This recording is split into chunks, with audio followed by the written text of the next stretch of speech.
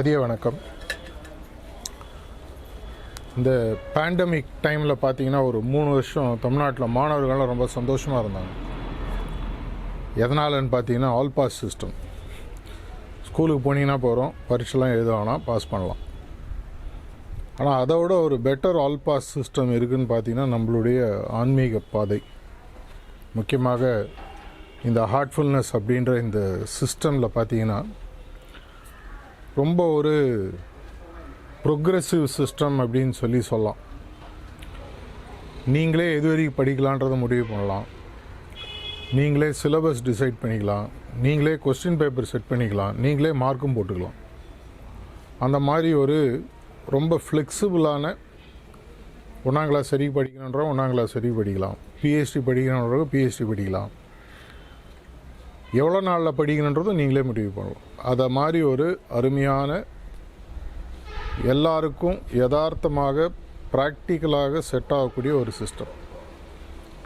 இன்றைக்கி இருக்கக்கூடிய காலகட்டத்தில் ஒவ்வொருத்தருக்கும் ஒவ்வொரு மாதிரி தேவைகள், எல்லாருக்கும் ஒரே தேவை கிடையாது.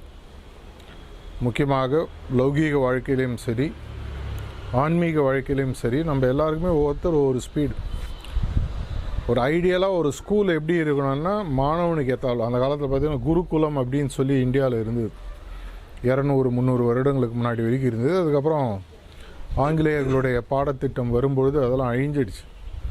அதில் பார்த்தீங்கன்னா ஒரு 15-20 வருஷம் மாணவனானவன் குருவுடன் இருப்பான். அவனுக்கு என்ன வேணுமோ, எவ்வளோ சப்ஜெக்ட் வேணுமோ, எவ்வளோ நாள் வேணுமோ அவங்களே படித்து எந்த அளவுக்கு அவங்களுக்கு திறமை வளர்க்க முடியுமோ அந்த அளவுக்கு திறமை வளர்க்கக்கூடிய ஒரு வாய்ப்பு இருந்தது. அதே மாதிரி ஒரு சிஸ்டம் தான் இனி நம்ம இருக்கக்கூடிய இந்த ஹார்ட்ஃபுல்னஸ் பயிற்சி. நீங்கள் எப்போ சேர்றீங்க, எவ்வளோ நாளாக ப்ராக்டிஸ் பண்ணியிருக்கீங்க, சிலபஸ் டைட்டாக ஈஸியாக, இது மாதிரி எந்த விதமான பிரச்சனையும் இதில் கிடையாது. அந்த விஷயத்தில் பார்த்தீங்கன்னா அடிக்கடி தாஜி சொல்கிற மாதிரி நம்மளது ஒரு டிசப்டிவ்னு வாங்க, ஒரு மாதிரி இருக்கிற மாதிரி இருக்கும், இல்லாத மாதிரியும் இருக்கும். நம்மளே ஈஸியாக ஏமாற்றிக்கக்கூடிய ஒரு சிஸ்டம். ஏன்னா மாணவனுக்கு அந்த அளவுக்கு முதிர்ச்சி இருக்கான்றது எப்பவுமே நமக்குலாம் ஒரு சந்தேகம் உண்டு. நம்மலாம் படித்து வந்த விதம் எப்படின்னா, வாத்தியார் தான் சொல்லுவார் எந்த கிளாஸு, என்ன படிக்கணும், என்ன சப்ஜெக்டு, எவ்வளோ நாள், எவ்வளோ ரிவிஷன், என்ன கொஸ்டின் பேப்பரு, அதுக்கு தேவையான ரெப்பிட்டேட்டிவாக நீங்கள் ப்ராக்டிஸ் பண்ணுற எக்ஸாம், ப்ராக்டிக்கல் எக்ஸாம் எல்லாமே. ஆனால் திடீர்னு இங்கே எப்படின்னா இந்த ஆன்மீக பள்ளியில் நீங்களே செட் பண்ணிக்கலாம், படிக்காமே இருக்கலாம். கிட்டத்தட்ட நம்ம 90-95% அப்படியே ஓட்டிகிட்ருக்கோம் இல்லையா. வருவோம், உட்காருவோம், கண்ணை மூடுவோம், போயிடுவோம். அது மட்டும் இல்லை, நம்மளுடைய பயிற்சி. உங்களுடைய மூளைக்கும் தீனி உண்டு, ஆன்மாவுக்கும் தீனி உண்டு. இல்லை அதையும் மீறி நான் இன்னும் இந்த சிஸ்டமில் நிறையா என்னை ஈடுபடுத்திக்கணும்னு சொன்னால் நம்ம சகோதரி மாதிரி நீங்கள் இறங்கி வேலை செய்கிறதுக்கான வாய்ப்புகளும் உங்களுக்கு இருக்குது. அப்படி பார்க்கும் பொழுது நம்மளை நாமே ஏமாற்றிக்காமல் இருப்பதற்குள் ஒரு உயரிய கல்வி. இது இந்த உடலை விட்டு நீங்கள் போனதுக்கப்புறம் கூட உங்களுடைய ஆன்மாவுடன் கூட வரக்கூடிய ஒரு விஷயம். இந்த உலகத்தில் நம்ம உடலில் இருக்கக்கூடிய இந்த ஆன்மாவானது இங்கே இருக்கும்போது நீங்கள் சம்பாதிக்கக்கூடிய 199 விஷயங்கள் உங்களோட நீங்கள் எடுத்துகிட்டு போக முடியாது. அதனால தான் மேலை நாடுகளில் சில ஊர்கள்லாம் பார்த்தீங்கன்னா கடைசி ஊர்வலம் போகும்போது உடலினுடைய 2 கைகள் கால்களை வெளியில் தொங்க விட்டுருவாங்களாம். இது உலகத்துக்கு புரிய வைக்கிறதுக்கு. போகும்போது ஒன்றும் நீ எடுத்துகிட்டு போக முடியாது, நீ மட்டும்தான் போயாகணும். ஆனால் நம்மளுடைய சிஸ்டமில் மட்டும்தான் பார்த்தீங்கன்னா நீங்கள் சேர்க்கக்கூடிய அனைத்து விஷயங்களும் உங்களோட இந்த ஜென்மத்திலையும், இதை தாண்டி நீங்கள் மேலே ஒளி உலகத்துக்கு போயிட்டு நான் அங்கேயோ இல்லை ஒருவேளை அடுத்த ஜென்மம் எடுக்கணும் அப்படின்னா நீங்கள் எங்கே விட்டீங்களோ அங்கேருந்து தொடர முடியும். அப்படி இருக்கும்போது நமக்கு 2 வாய்ப்புகள் இருக்குது. ஒன்று, அப்படியே தமிழில் சொல்கிற மாதிரி ஜாலியாக விட்டுட்டு போயிடலாம், என்ன நடக்குதோ பார்த்துக்கலாம். இல்லை, 2வது, எனக்கு ஒரு பொறுப்பு கொடுக்கப்பட்டிருக்கிறது. ஆன்மீகத்தில் நம்ம குருநாதர்கள் நம்ம மேலே ஒரு அதீத ஒரு நம்பிக்கை வச்சுருக்காங்க. இவங்கள்ட்ட கொடுத்தா இவங்க பார்த்து எடுத்து செய்வாங்க. அப்போ என்ன ஆகுனா, ஒன்று நம்ம ஒன்றுமே தெரியாமல் அப்படியே போயிடலாம். இல்லை, எனக்கு இது வேணும், இந்த அளவுக்கு எனக்கு ஆன்மீக முன்னேற்றம் வேணும், இந்த அளவுக்கு ஆன்மீக முன்னேற்றம் வேணும்னா இந்த அளவுக்கு நான் படிக்கணும், அதற்கு நான் இவ்வளோ நேரம் செலவழிக்கணும், அதற்கு இவ்வளோ நான் பயிற்சிகள் செய்யணும். இது எல்லாத்தையுமே நீங்கள் கூட்டி கழிச்சு பார்த்தீங்கன்னா ஒரு நாளைக்கு உங்களுக்கு 1-1.5 மணி நேரம் தான் தேவை. நம்ம குருநாதர்கள் வந்து 24 மணி நேரத்தையும் அவங்க கேட்கல. 22-22.5 மணி நேரம் நீங்கள் உங்களுடைய மற்ற வாழ்க்கை சம்மந்தப்பட்ட விஷயங்களுக்காக நீங்கள் வச்சுக்க முடியும். 1லேருந்து 1.5 மணி நேரம், அது கூட ஜாஸ்தி. பிகினிங் ஸ்டேஜில் பார்த்தீங்கன்னா 3/4 மணி நேரம் கூட உங்களுக்கு போகும். காலையில் ஒரு 15-20 நிமிஷம் தியானம், சாயங்காலம் ஒரு 10-15 நிமிஷம் சுத்திகரிப்பு, கார்த்தால எழுந்தோடனே நைட்டு படுக்கும் பொழுதும் பார்த்தீங்கன்னா பிரார்த்தனை. இவ்வளோ தான் நம்மளுடைய பேசிக் பயிற்சி. 3 வார்த்தைகள் தான் நம்ம பயிற்சி: தியானம், சுத்திகரிப்பு, பிரார்த்தனை. இதில் இன்னும் நீங்கள் அடிஷ்னலாக படிக்கணும். 1ஆம் கிளாஸில் நான் 2ஆம் கிளாஸ் போயிட்டேன்னா அதுக்கேற்ற மாதிரி உங்களுடைய பாடத்திட்டம், சிலபஸ்ன்னு சொல்லுவாங்க, மாறும். ஸோ இந்த மார்க்கத்தில் நமக்கு இருக்கக்கூடிய ஒரு அதீத நம்மளுடைய பர்சனல் இன்ட்ரெஸ்ட், எனக்கு என்னுடைய முன்னேற்றத்தில் உண்மையாகவே ஒரு நாட்டம் இருக்கிறதா? அந்த நாட்டம் இருக்குன்னா நானே முடிவு பண்ணிக்கணும். 7 மாதத்துலேயும் படித்து முடிக்கலாம், மீண்டும் மீண்டும் பிறந்து படிச்சுட்டே இருக்கலாம். அப்படின்னா நீங்கள் எவ்வளோ நாளில் படித்து முடிக்கணுன்றதை நீங்கள் தான் முடிவு பண்ணணும்.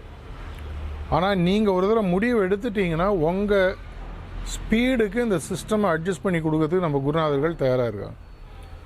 மீண்டும் மீண்டும் அவங்க என்ன சொல்கிறாங்கன்னா, நீ எந்தளவுக்கு வேகமாக ஓடுறியோ அதை விட பன்மடங்கு நான் வேகமாக ஓடி வரத்துக்கு தயாராக இருக்கேன். ஆனால் ஓடுறதுக்கு நீங்கள் தயாராக இருக்கீங்களான்றதை நீங்கள் தான் முதல்ல முடிவு பண்ணணும். இல்லை நான் இன்னும் ஆரம்பிக்கவே இல்லை, அங்கேயே இருக்கேன். பாபுஜி மகாராஜ் அடிக்கடி சொல்லுவார், எவ்வளோ வருஷங்க நீங்கள் சிஸ்டமில் இருக்கீங்கிறது முக்கியம் இல்லை. சில நேரங்கள் நம்ம ஆறில் இறங்கிட்டு அங்கேயே நின்றுட்டுருப்போம். நம்மளுக்கு ஒரு 10-15 வருஷம் கழிச்சு வரோம், குதிச்சுட்டு வேகமாக நீச்சல் அடிச்சுட்டு போயிடுவாங்க. என்ன நேத்தி வந்தவன் நம்மளை தாண்டிட்டு போயிட்டானே அப்படின்னு வருத்தப்படக்கூடிய ஒரு வாய்ப்பு நம்மளே கொடுத்துக்கக்கூடாது. ஒரு செய்ய வேண்டியது ஒன்றுமே இல்லை. ஒரு ஆற்றுல வேகமாக போகிற வேண்டிய ஆற்றுல நீங்கள் என்ன பண்ணணும், குதிச்சுட்டு எல்லா ரெசிஸ்டன்ஸையும் விட்டுறணும். தடைகள் எதுவும் இல்லாமல் விட்டிங்கன்னா அது பாட்டு உங்களை அழிச்சிட்டு போயிடும். அதை போன்ற ஒரு அருமையான பாதை. என்ன படிச்சிருக்கீங்க, உங்கள்கிட்ட எவ்வளோ பணம் இருக்குது, நீங்கள் என்ன மதம், என்ன ஜாதி, என்ன குலம், ஆணா பெண்ணா, எந்த விதமான வேறுபாடுகளும் இல்லாமல் எல்லாருக்கும் வேகமாக போகக்கூடிய, குறிக்கோளை அடையக்கூடிய, இல்லைங்க நான் ரொம்ப படிக்கலை, இந்த சிஸ்டம் எனக்கு புரியலன்னு யாருமே சொல்ல வேணாம். ஏன்னா மனிதனாக பிறந்தவர்கள் அனைவருக்குமே பார்த்திங்கன்னா அந்த இதயம்ன்ற ஒரு விஷயம் நமக்கு நல்லாவே தெரியும். முக்கியமாக நம்ம சகோதரிகளுக்கு தெரியும். உணர்வுகள் அப்படின்னு சொல்லுவாங்க. இந்த உணர்வுகள்ன்றதுக்கு உங்களுக்கு எந்த விதமான படிப்பறிவும் தேவையில்லை. ஒரு மனுஷன் கஷ்டப்படுறான்னா அவனை பார்த்து என்னுடைய உணர்வு சொல்லுது அவனுக்கு நான் சப்போர்ட் பண்ணணும்னு சொல்லி. இதுக்கு நான் என்ன படிச்சிருக்கணும், இல்லைங்க நான் ஒன்றும் பெருசாக படிக்கல, 5ஆம் கிளாஸ் தான், 7ஆம் கிளாஸ் தான், அதெல்லாம் வந்து இந்த நம்ம மார்க்கத்தில் ஆன்மீக முன்னேற்றத்துக்கு எந்த விதமான ஒரு தடைகளுமா அது இருக்காது. உங்களுடைய ஆர்வம், உங்களுக்கு நிஜமாகவே இந்த பாதையில் முன்னேறி இருப்பதற்குள் ஒரு மனிதனால் அடையக்கூடிய ஒரு உயரிய குறிக்கோளை அடையணும். நீங்கள் ரெடி ஆனீங்கன்னா எல்லோரும் பாஸ் பண்ணுறதுக்கான இந்த வழி இங்கே இருக்குது. இது எல்லோரும் கண்டிப்பாக நீங்கள் யூஸ் பண்ணிக்கணும். எப்போ நான் சொல்கிற மாதிரி யாம் பெற்ற இன்பம் பெருக வைகம்ன்ற மாதிரி நான் மட்டும் ஒரு விஷயத்தை செஞ்சுட்டு நான் மட்டும் பலன் அடைஞ்சு போகக்கூடாது. சாரிஜி மகாராஜ் அடிக்கடி சொல்லக்கூடிய ஒரு விஷயம், ஒரு ஊரில் ஒரே ஒரு பணக்காரர் இருந்தாலும் எல்லாரும் அவங்க வீட்டில் போய் திருடணும்னு யோசிப்பாங்க. ஆனால் எல்லோரும் பணக்காரன் ஆகிட்டான்னு வச்சுக்கோங்களேன், யாரையும் பார்த்து திருடணும்னு தோணாது. ஒருத்தர் நல்லா இருந்தாலும் அவர் மேலே என்றைக்குமே உலகத்தினுடைய கண் பட்டுகிட்டே இருக்கும், நல்லதாகவோ கெட்டதாகவோ. ஆனால் நம்மளுக்கு அந்த மாதிரி ஒரு மனசுக்குள்ளே கட்டுப்பாடு கிடையாது. எல்லாருக்கும் எல்லாத்தையும் கொடுக்கணும். நம்ம இவ்வளோ தூரம் எல்லா இடத்துலையும் எல்லாரும் இறங்கி எதற்காக பணி புரிகிறோம், எதற்காக வேலை செய்கிறோன்னா, இந்த ஆன்மீக விளக்கானது ஒரு மெழுகுவத்தி, 300 மெழுகுவத்தியை தான் அணைவதற்குள் ஏற்றி வைக்கணும் அப்படின்னு சொல்லுவாங்க. அதை மாதிரி நம்ம ஏற்றிட்டே போனோம், நம்மளும் பிரகாசமாக எரியணும். பல மெழுகுவத்திகளையும் ஏற்றணும். பாடத்திட்டத்தை நீங்களே செட் பண்ணிக்கோங்க, பரீட்சை நீங்களே செட் பண்ணிக்கோங்க, கேள்வி பேப்பரை நீங்களே செட் பண்ணுங்க, நீங்களே மார்க் போடுங்க. நீங்கள் தான் எக்ஸாமினர். தாஜி அடிக்கடி சொல்கிற மாதிரி நீங்கள் தான் எக்ஸ்பெரிமெண்ட், நீங்கள் தான் அவுட்கம் ஆஃப் த எக்ஸ்பெரிமெண்ட்டுன்னு சொல்லுவார். இதை உங்களால் புரிஞ்சு செயல்படுத்த முடிஞ்சதுன்னா இதற்கு உங்களுக்கு தேவை மினிமம் 7 மாதம் போகிறோம், மேக்ஸிமம் உங்கள் கையில் தான் இருக்குது. 7 மாதங்களில் குறிக்கோளை அடைவதற்கு உதவி செய்வதற்கு நான் தயாராக இருக்கேன் நம்மளுடைய குருநாதர்கள் சொல்கிறாங்க. என்றைக்குமே விட்டுட்டு போன ஒரு வாய்ப்பை யோசித்து அதுக்காக வருத்தப்பட்டு பிரயோஜனம் இல்லை. 20 வயசோ 40 வயசோ 60 வயசோ 80 வயசோ, அட்லீஸ்ட் என்றைக்கோ ஒரு நாளைக்கு அந்த வாய்ப்பு எனக்கு வரும் பொழுது அந்த வாய்ப்பை அட்லீஸ்ட் அன்றைக்காவது புரிஞ்சுட்டு அன்னிலிருந்து என்னுடைய படிப்பானது, என்னுடைய ஓட்டமானது ஆரம்பிக்கிறதுன்றதை எடுத்தீங்கன்னா, இந்த மனிதர்களால் இன்னி வரைக்கும் ஒரு 100-120 வருஷத்துக்கு முன்னாடி வரைக்கும் அடைய முடியாதுன்னு எல்லாரும் நினச்சிட்டு இருந்த ஒரு குறிக்கோளை ஒரு சாமானிய எளிய எந்தவித பேக்ரவுண்டும் எப்படி இருந்தாலும் யாராக இருந்தாலும் அடையக்கூடிய ஒரு பெரிய பாதையை கொடுத்துருக்காங்க. அனைவரும் இதை யூஸ் பண்ணுவோம். நம்ம மட்டும் யூஸ் பண்ணுறது இல்லாமல் மேக்ஸிமம் எவ்வளோ பேருக்கு கொண்டு போய் சேர்க்க முடியுமோ செய்வோம். இந்த பரீட்சைன்றதே இல்லாத ஒரு பாடத்திட்டம். எல்லோரும் பாஸ் பண்ண முடியும். எல்லோரும் வந்து சேர்ந்து அந்த குறிக்கோளை அடைந்து எல்லோரையும் அடைய வைக்குமாறு கேட்டுக்கொள்கிறேன். நன்றி, வணக்கம்.